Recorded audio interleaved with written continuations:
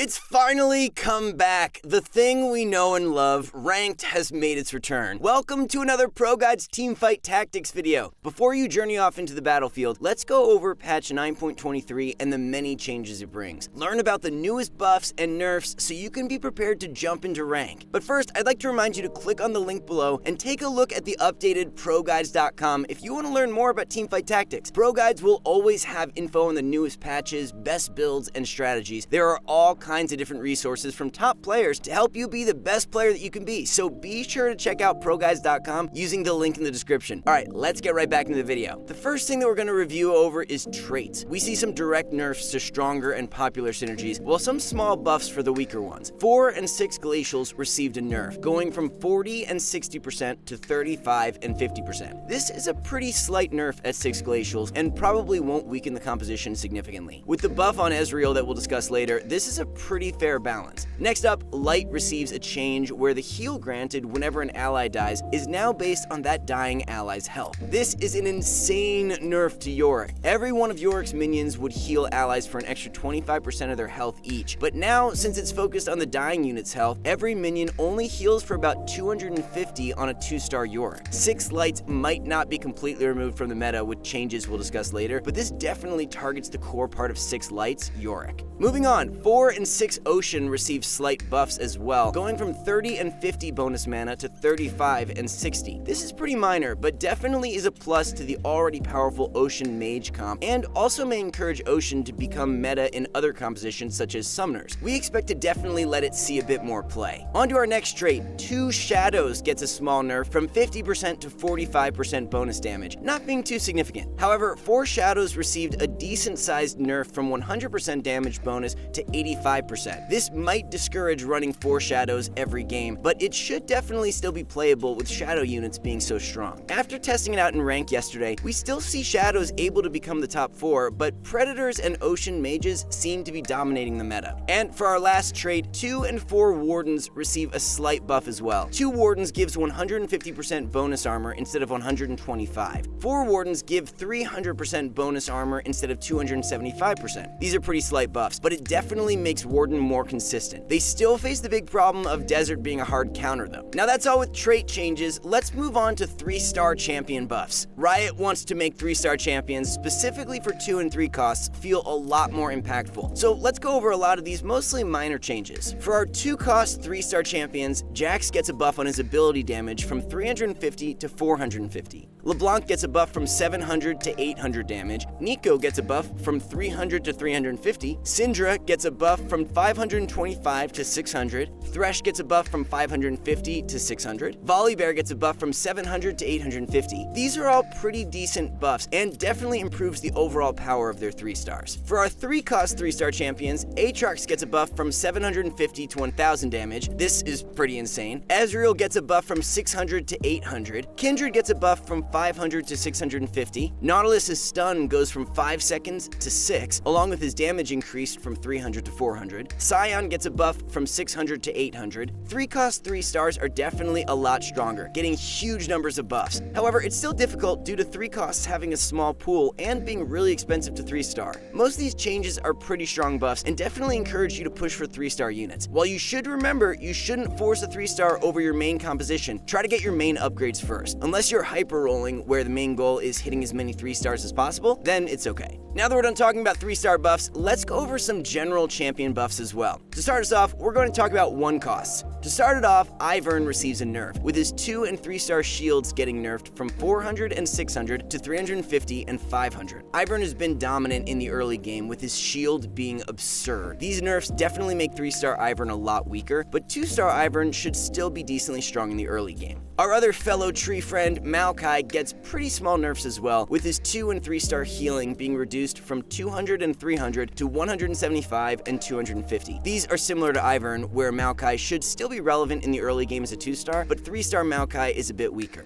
Now, let's talk about Nasus, who receives buffs for his 1-star, getting his damage AoE on his ultimate slightly buffed from 35 to 50, and his health bonus increased from 200 to 250. His 3-star receives nerfs though, the damage being nerfed from 105 to 90, and the bonus health being reduced from 600 to 550. Vayne gets similar changes, having her 1-star slightly buffed from 8% to 9%, and her 3-star slightly nerfed from 16% to 15%. Let's continue on to Taliyah, who receives insanely small buffs with her mana pool being decreased from 85 to 80, and stun duration on her ability being increased from 1.5 to 2 seconds. These buffs aren't enough to make Taliyah competitively viable, but any buffs to her are helpful. For our last 1-cost, Vladimir receives small buffs to his 2-star and his 3-star, his damage being nerfed from 350 and 500 to 325 and 450. These are a bit bigger than you'd expect since Vlad heals for the damage he deals as well, but probably not enough to make him a terrible unit. He still has extremely decent damage and sustain in the early game, especially if he procs mages. Moving on with 2 costs, we have Malzahar receiving slight nerfs on his Voidlings, decreasing their health from 300 to 250. With the nerfs to Shadows as well, Malzahar might not be as dominant this patch. However, his Voidlings are still relatively tanky with summoners, and he isn't any weaker in 2 Shadows, so he's most likely going to still be strong. Next up, Rek'Sai gets her 1-star ability buffed from 200 to 250, but gets her 3-star ability nerfed from 900 to 850. Overall, small changes, and makes Rek'Sai slightly stronger in general. One of the weakest units last patch, Skarner, gained some good buff, his mana pool decreasing from 85 to 75, and his armor increasing from 30 to 35. This makes him a bit more consistent as a frontline. These changes don't make him into anything meta-defining, but he should be more favorable as a unit.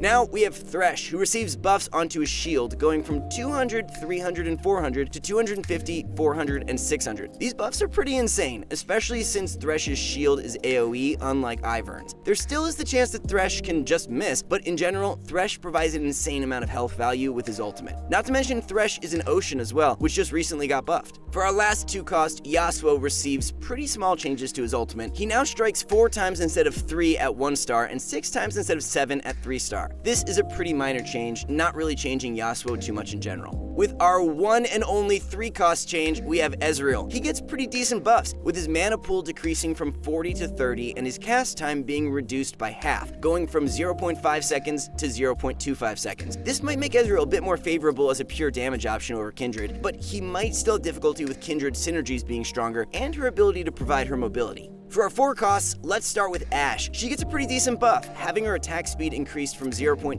to 0.8. It seems small, but as a ranger and also a Rage Blade user, an increase in base attack speed provides a lot more consistency towards getting maximum attack speed. Let's talk about Brand, who receives a buff to his 1-star, going from 250 to 300 damage, along with the bounces being increased from 4 to 5. 3-star Brand also sees a small nerf, his damage being reduced from 650 to 600. Overall, these changes don't affect much and should make 1-star Brand more favorable to put on your team. On to our next champion, Malphite receives a small health buff from 800 to 850. This can be pretty important in many fights for Malphite to get his ultimate more consistently since he's a frontliner. Any health or defensive stats a frontliner gets could be the defining factor for whether or not they get their ultimate. Being a dominant carry last patch, Olaf gets a nerf with his total mana pool being reduced from 75 to 90. This is a pretty hard nerf, heavily hitting Olaf's consistency. Before he gets his ultimate, he struggles to get it off in the late game due to silence, burst, and crowd control being so frequent. By slowing down his ultimate, he becomes much weaker. One of the strongest units last patch, Yorick sees nerfs to his goons at all stages, going from 250, 500, and 2000 health to 600, 1000, and 1400 health. He also gets his attack speed reduced from 0.8 to 0.7. The health nerfs to Yorick's minions are pretty significant alongside the light changes, with the healing lights gain being relevant towards the dying unit's health. These nerfs don't kill Yorick in general, but it definitely hurts his effectiveness in 6 lights. To finish us off, we're going over 5-cost changes. Singed gets his health nerfed from 1050 to 950, and also sees nerfs to his damage at 1 and 2 star, going from 250 and 500 to 200 and 400. These are pretty slight changes, reducing Singed's overall power, but still doesn't reduce his effectiveness with Morale and Omicron.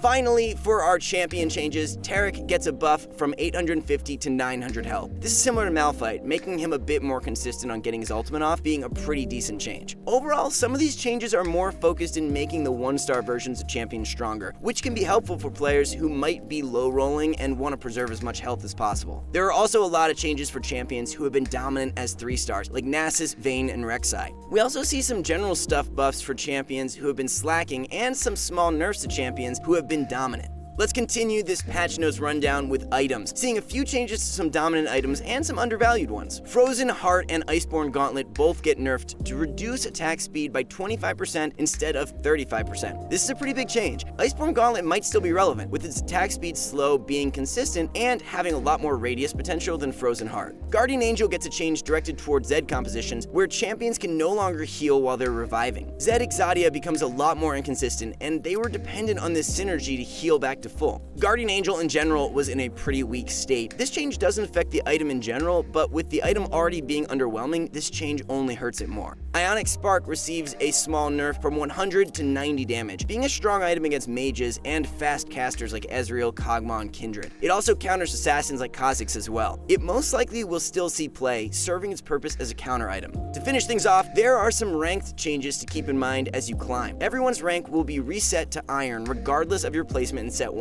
You can no longer lose LP for getting 4th. This is more directed at higher elo players who might get put into games with MMR much lower than theirs. Along with that, you will not lose LP during your placement matches. This makes the first 5 matches a lot less stressful and worth a lot more. Try your best to climb. Alright, that's it for our patch notes rundown. What is your favorite change this patch? What rank are you aiming for this set? Let us know in the comments down below. And don't forget to like and subscribe. We hope to see you all in the next video.